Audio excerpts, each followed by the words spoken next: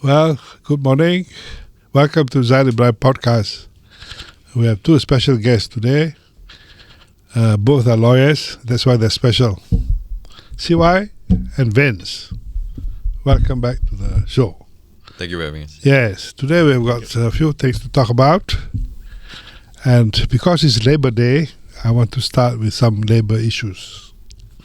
I know you are all corporate lawyers or Peguam Runcit lawyers, but I'm sure you're familiar with some of the labor issues. I'm pro-workers. I'm a socialist at heart.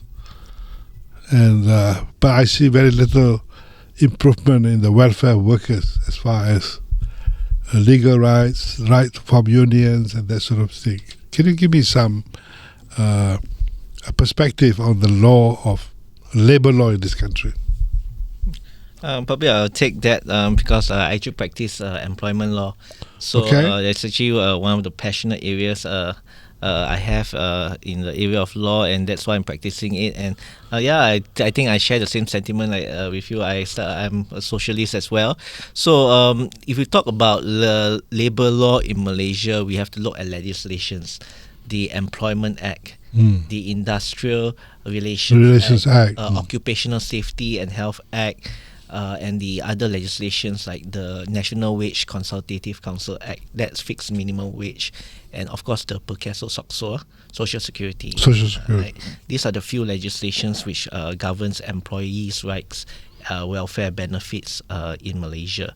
So of course these legislations, they take references from international labor organization standards, and also the agreements that our country signs on these international platforms, and after acts being passed in parliament, amendments, so they laid down the foundations. All right. So what like for instance, basic things like now your 45-hour limit of work per week. All right. Minimum wage. Overtime pay, and the recent law reforms have do away with the discrimination between blue collar workers and white collar workers, because the Employment Act governs all workers now and sets basic guidelines or basic standards for companies to apply to comply when it comes to employment, labor rights, as well as the relationship of companies and their employees. So of course there's always a lot of issue about, like in Malaysia, like safety of workers at workplaces, where a lot of industrial accidents happen. Yes. Not enough SOPs, or even SOPs or standards are not complied with, or internal regulations or policies are not enough. That causes a lot of hazardous situation for employees, and some loss. I've defended clients who have lost their arm in industrial accidents, and is the compensation given enough? Does the system protect them enough? Second, of course, is the wages. Whether workers are paid well. Malaysia has always been a country that markets itself as a cheap labor country, just get investments coming in, and minimum wage now is 1,700. Is it enough to live in Kuala Lumpur? You see, these are contemporary labor issues. And next is the courts, the right to dispute, bring their cases, their grievances to courts. Is the modules enough? Okay, there's of course labor court, industrial court, and civil court that employees, when they face contractual disputes, termination disputes, they bring the issues to court.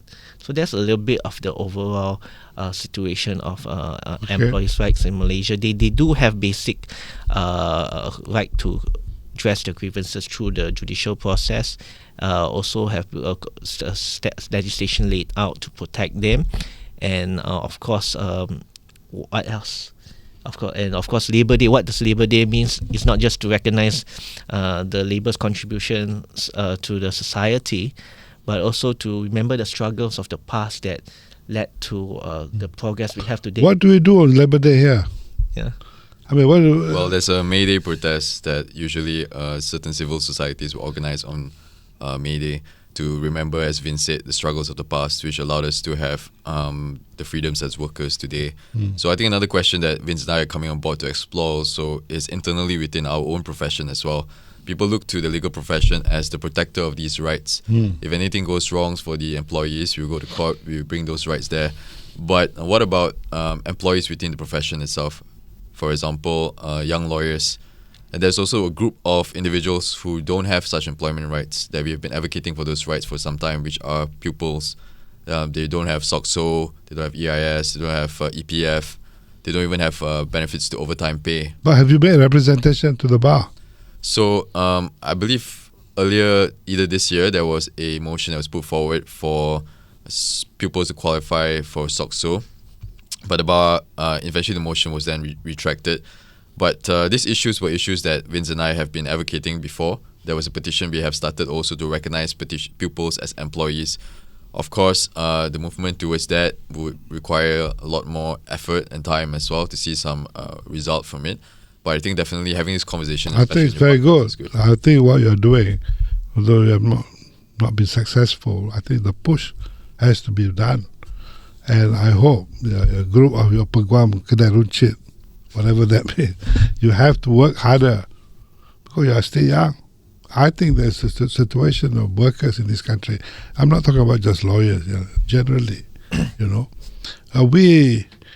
We bring in a lot of foreign investment. We like to think that we are the hub. Foreign investors will come because of cheap labor. But we have another problem to compound the issue, is that we also have workers from other countries who are not supposed to be working here, but they are. So that depresses wages some more. Because the minimum wage, it doesn't apply to... Does it apply to a foreign worker? So undocumented foreign worker?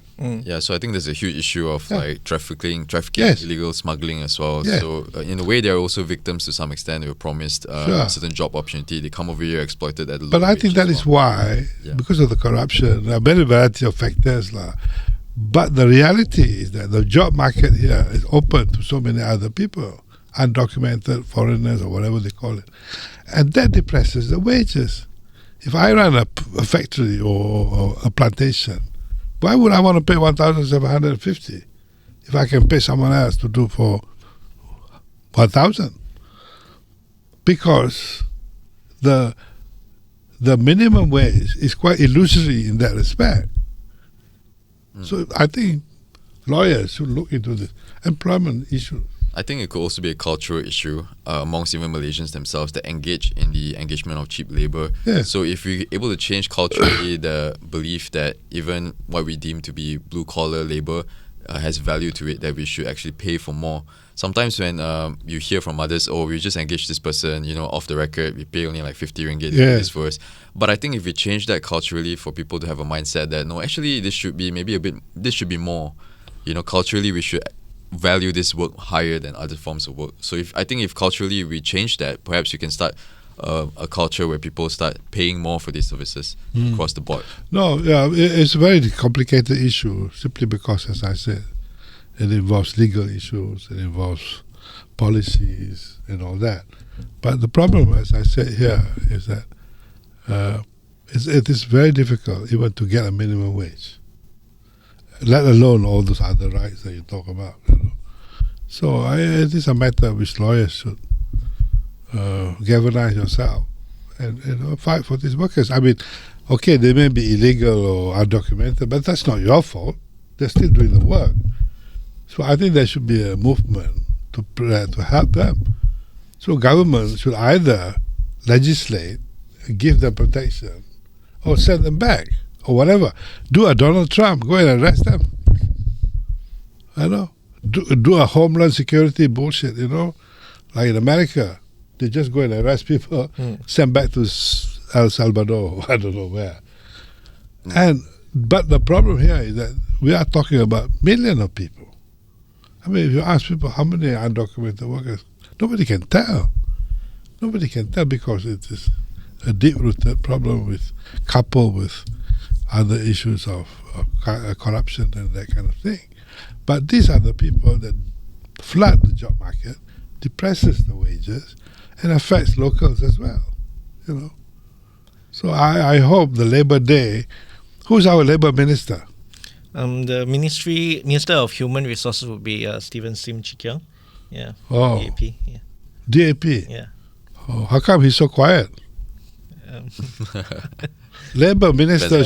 Hopefully one day you should invite him here for your podcast. Talk about labour rights. I think Labour Minister you should get from the Stephen Sims from Penang, right? Yeah. He must be a wealthy man. You have to ask him. You are a Penang guy. You are wealthy. Penang guys are wealthy. Not really. You must get a minister who's not so wealthy. Someone that understands the struggle of the people. Yeah. So, but I do have to provide a perspective. I think it's also quite dangerous for us to go on the narrative that Trump has also. I mean, as long as due process is respected. But then again, I think maybe the issue is more on the enforcement. Like, we know that sometimes our officers also, as Dato has rightfully pointed out, corruption. Those things exist with the system that causes this influx or this increase in supply that shouldn't be. But there's also the added layer, as I've mentioned, which is the trafficking aspect, the smuggling aspect, which we need to also ensure. It's also for the protection of the individuals coming to our country to ensure that they're not caught in the system, because they're caught in the system. Some system of can them be quite punishing for them. So it's also to protect them in that way, to ensure due process is respected, and for that balance between everything. But you don't do labour law yourself.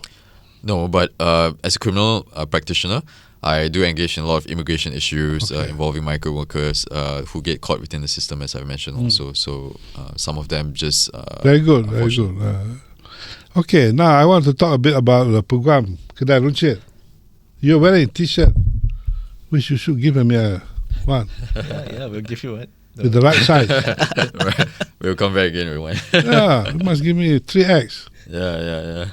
Okay, tell me a bit about Kedai Runcit. Yeah, remember our last podcast was sometime in December, right? So I think on Christmas Eve, there was news coming out that Bar Council is going to set a minimum wage for pupils in chamber. Pupils are those lawyers in training for 9 months before they can actually be called to the bar as lawyers. So there was a senior lawyer that says that, if this gets implemented, all the small firms will not be able to take in pupils, and there's a group of people out there that is going to advocate this minimum pay for pupils, and even working with politicians to for their agenda. And that was like a bit disturbing for me. So I actually commented, shared the article, and actually in one of my LinkedIn and Facebook posts on this issue, and if I recall correctly, it got viral. Then, if I recall the narrative correctly, then a lot of senior lawyers was attacking us for raising the issue, because we were saying that if these small firms do get affected by the implementation of minimum pay for pupils, then they close down. That's corporate governance, right? Because we're living in 2024 that time, and soon it's going to be 2030. Right, do we still want Kedai Runcit law firms to exist with absolute no regards of basic universal labour standards and no corporate governance, who still want to pay people 500 ringgit for pupils, and also facilitate all sorts of nonsense in that exists in the legal profession, like sexual harassment, workplace bullying, and all the toxic culture? It's obvious, and of course, when we raise this issue, there will be a lot of gaslighting towards the younger members of the bar, saying that no, these issues doesn't exist. You are just creating it up. So, of course, after that, the post got viral, because we say in a modern profession, there should only be like mid-sized firms or big-sized firms, because it's a modern profession already. It's a modern world. There should be a modern profession. Law firms should be like well-equipped with resources. Certain nonsense should not be there, like sexual harassment. Certain things should not be there, like paying people badly and all that, and workplace bullying, toxic culture. So so with the exception, we understand that why some law firms need to be small, because they are formed for a certain purpose. So of course we put in a few exceptions, saying that for those lawyers who are retiring, you can just set up your practice to small firm to do whatever you need to do, right? And of course, those who do not want to participate in the corporate race to the top, you can still exist as a small firm. But the trend should be more and more mid-sized firms, or more and more big firms should exist, because that's where we create jobs. That's where we generate revenue. That's where we pay income tax. That's where development and contributing to our country happens, when entrepreneurship happens. So a little bit of our young lawyers community, we actually cultivate a culture of entrepreneurship. But you have a lot of support for your views. Yeah, I think the younger generation too. It's just that a lot of senior lawyers are against us, and but young lawyers, they're with us because they are victims of the exploitation, sexual harassment, and whatnot.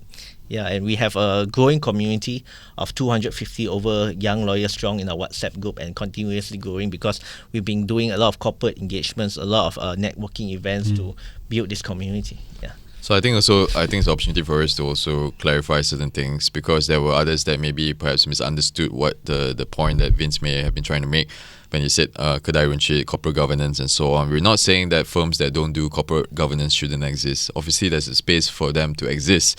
But we can't be saying, okay, we want the benefits of the free market, but yet we don't want to face the consequence of it.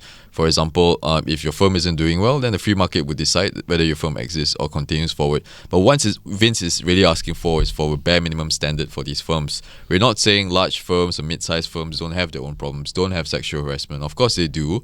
We're saying that we hear about it more often because those firms are known. But what we're saying is that there is a higher chance or higher possibility for an abuse power to exist in smaller firms, because there is no accountability there. So by what we're trying to advocate for is some sense of accountability for all small firms. We can all be part of the pie, we can have our piece of the pie, but we need to make sure that at least when we come to the table that it's clean, that isn't with our hands dirty and so on.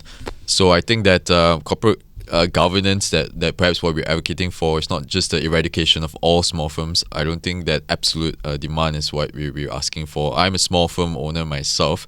I think there's a demand for these firms as long as the market dictates that we should exist given our operations and so on, provided we don't provide any trouble. I think you're right. I think you must have minimum standards.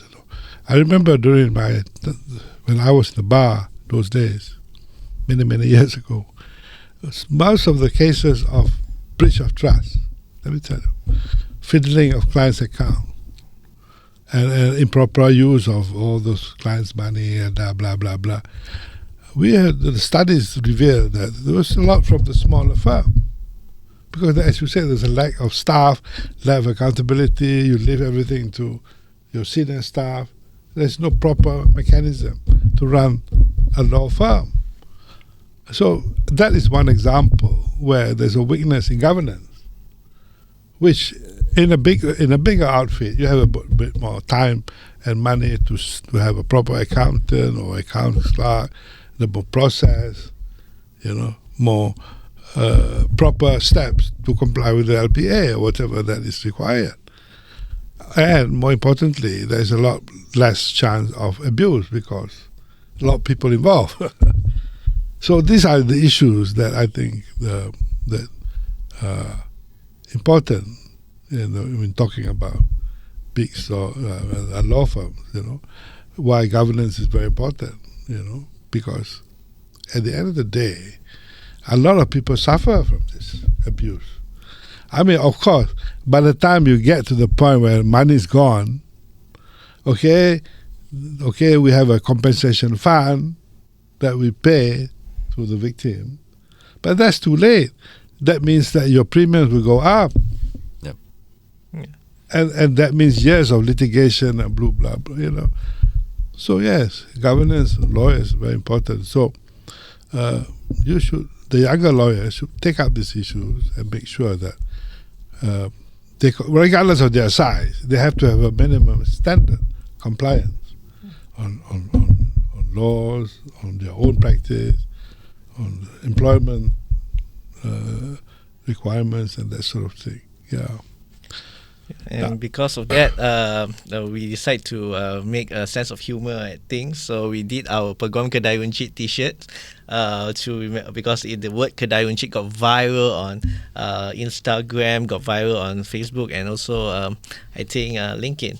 So riding on the Kedai Runcit wave, we just did this, and it's available for sale. So and we raised funds for our community through that. And so we hope to empower. How much do I have to pay? Yeah. No, No, today is free for you. No. Okay. You give me one free lah, and then the others I pay lah.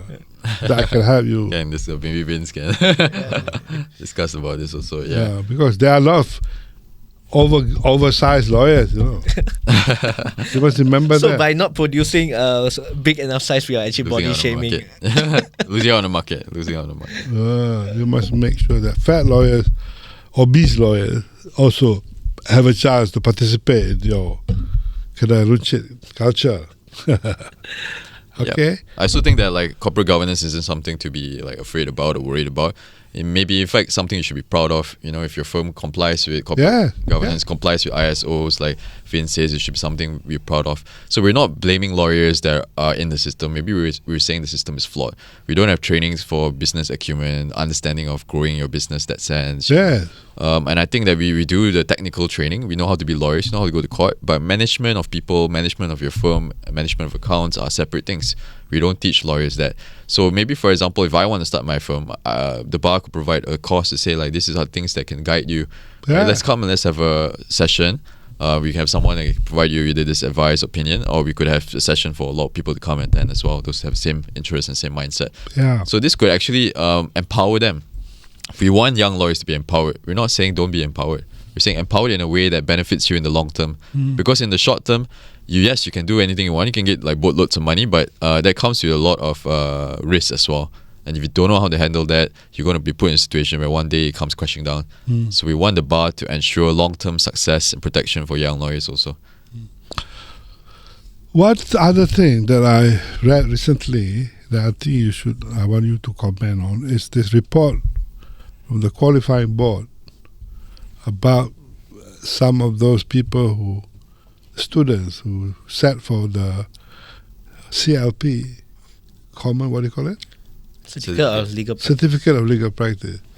The report from the qualifying board seems to suggest that there's a lot of weakness amongst those students. They're not able to analyze, their English very poor, not able to decipher legal issues, apply the law. I mean, it's all a very basic requirement for a lawyer.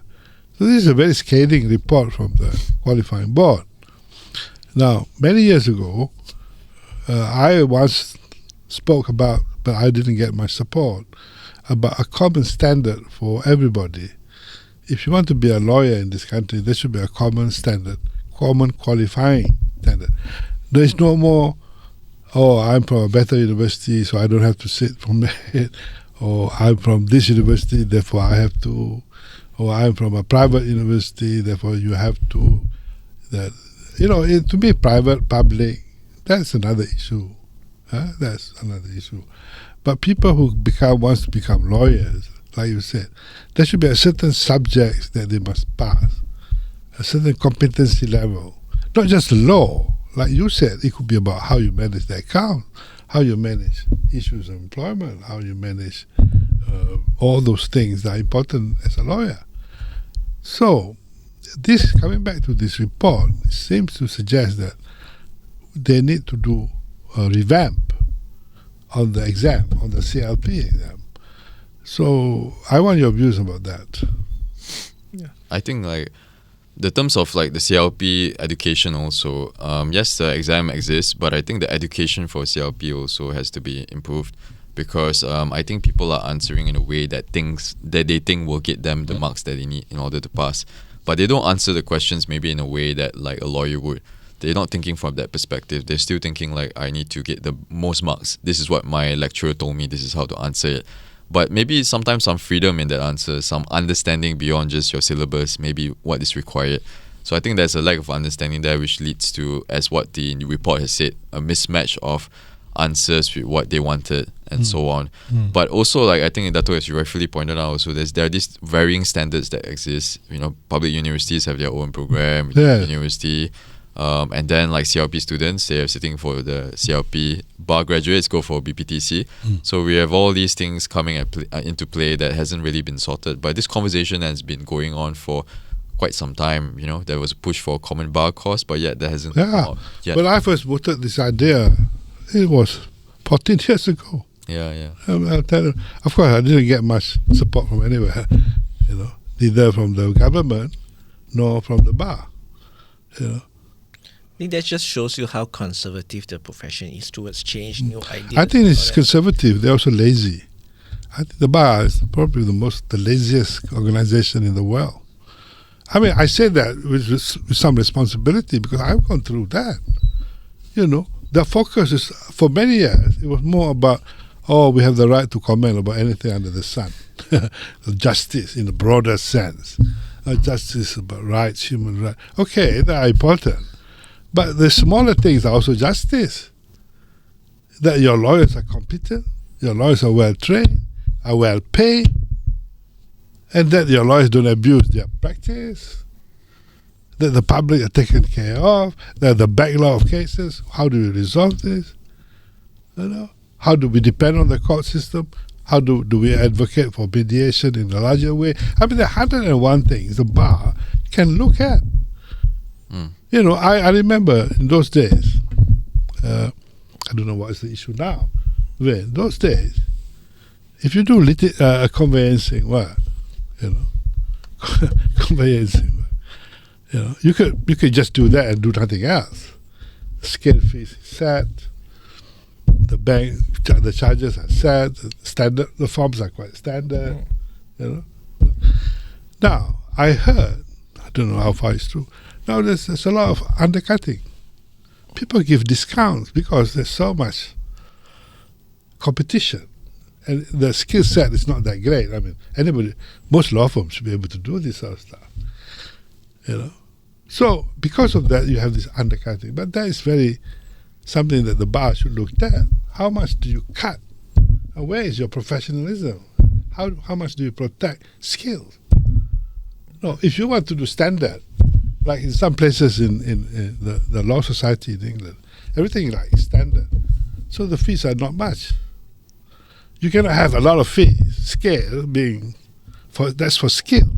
But if the work entails no skill, not much skill, then that's a mismatch. So you have to decide what sort of things that your profession should do. I mean, in some places, even in England, I think in Europe, conveyancing can be done by non-lawyers. I think in Korea, if I'm not mistaken. You don't have to be a lawyer because it's so standard. But you cannot have it both ways. You cannot have highly skilled fella doing non-skilled work. So that's why I'm saying that there are so many things that the bar should look at. And if they're not looking at it, then you guys Peguam Kedai Kopi, Kedai Runcit, you should put Peguam Kedai Kopi as well. Because Kedai Kopi is very popular meeting place nowadays. Probably our next merchandise of this. Because I think also problem with the bar is it's less democratic despite its appearance. Yes, we make votes for the National Bar Council members, but they only represent a part of the bar. If you vote in one guy that you're really supportive of, you might not change the dynamics of the BC also, because the BC is also occupied by many other state bar chairpersons and state bar representatives. So I don't think it's democratic in that sense. So when we raise an issue democratically, it doesn't really affect the appointment of, let's say, for example, the office bearers and so on. So they don't feel the pinch or the need to cater to a very specific or large demand of issues that we put forward. So I think that unfortunately this would have to result in a gradual change of the old guard, which may require time. But they're also very wary about interference from the executive, which may be needed in order to really overhaul the system completely. Their concern is, of course, always the independence of the bar, which is an important concern. But at the same time, all these other issues that are pending that we have been waiting for some time. This is what happened in Singapore when Lee Kuan Yew tried to strengthen the law society. There's the argument used by those who oppose him. That, you are interfering in the work as lawyers, independent lawyers. But Lee Kuan Yew rebutted them very well. There was a open debate about it. Lee Kuan Yew wanted to make sure that lawyers do their job properly. In respect of certain issues, the government. That's why remember when he created this structure, he revamped the Law Society of Singapore, which a lot of people accuse him of trying to muzzle the profession. But actually he's not. Many years later, you can see that the profession in Singapore has progressed better because of this reform. But our government, of course, sometimes wants to use their power for certain limited purpose rather than actually revamping the whole system. It requires both. It requires the bar as well as the government to work together and determine what is the ultimate plan to make the profession better. That's all. So, like what Vince has suggested before, although a very novel idea, like a commission of inquiry, we could provide an independent analysis on like where the profession should go, whether it's time for us to separate the role of an advocate and solicitor, as you suggested also, because in the UK they've done that.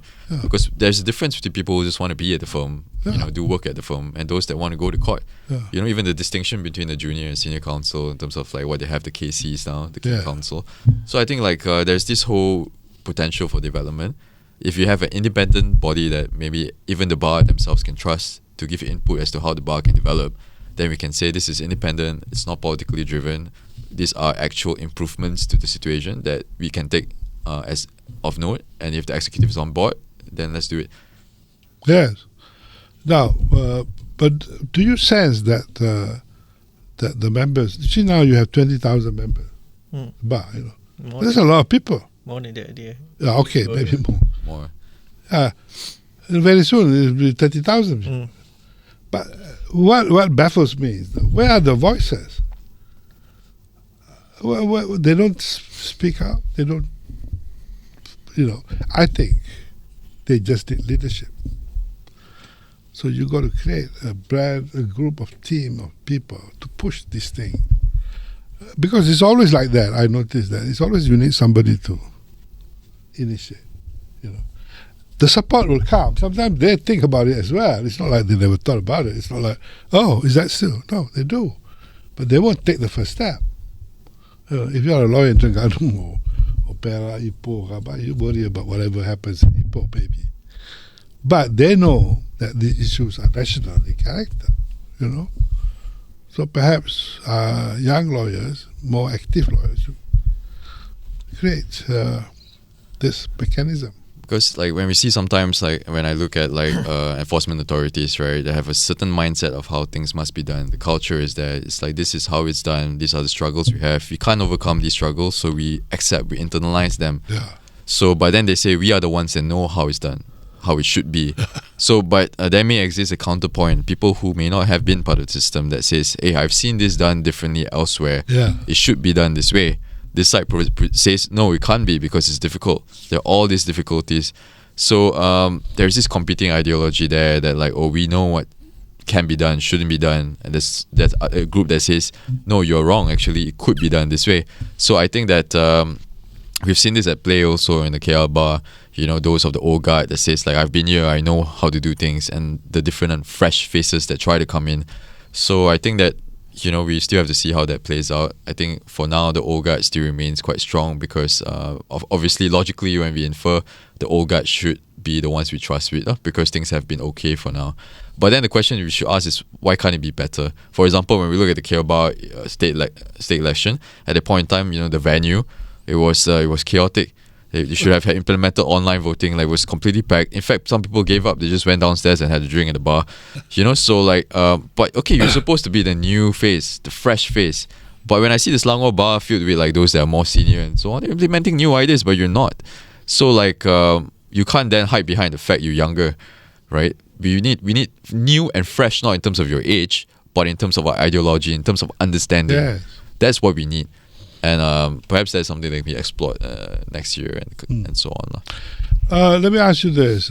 In terms of I'm just curious, in terms of this lawyers' profile, how are they? Malay, non-Malays, women and men? How do they pan out? I think majority are still Chinese lawyers. Majority are Chinese lawyers. Then Malays, then Indians, and the rest. I think we are more female lawyers now than male. So of course all the statistics are available in the annual general meeting report of the Malaysian Bar. So the latest one you can refer to. I stand to be corrected because the figures keep updating, and just when you mentioned there's 22,000 it increases 2,000 to 3,000 each year, and it's going to be like in a year or two it's going to almost reach or even reach 30,000. The reason I ask is that it has bearing on the kind of reform, or not so much reform, the kind of stakeholders who are interested in those issues. Because I look at the Bar Council's the last issue that got the attention of the people was whether you should have a drink served at the Bar Council meeting. Is that a Bar Council meeting? AGM. Yeah. At bar functions, right? So at the bar function. Yeah. So, and I said, oh, don't they have other things to talk about? That was my first reaction. I mean, now the bar has reached a stage where they want to tell you what to drink or what not to drink. Now, that is extraordinary to me. I'm an old guy, I'm not used to this. So that suggests to me that there's a certain development that within the profession that you have to counter. Not so much to oppose for the sake of opposing, but to remind the members there are important things that you need to be united. You don't take up issue that divides you. I mean, it's very easy to pick up issues that divide people.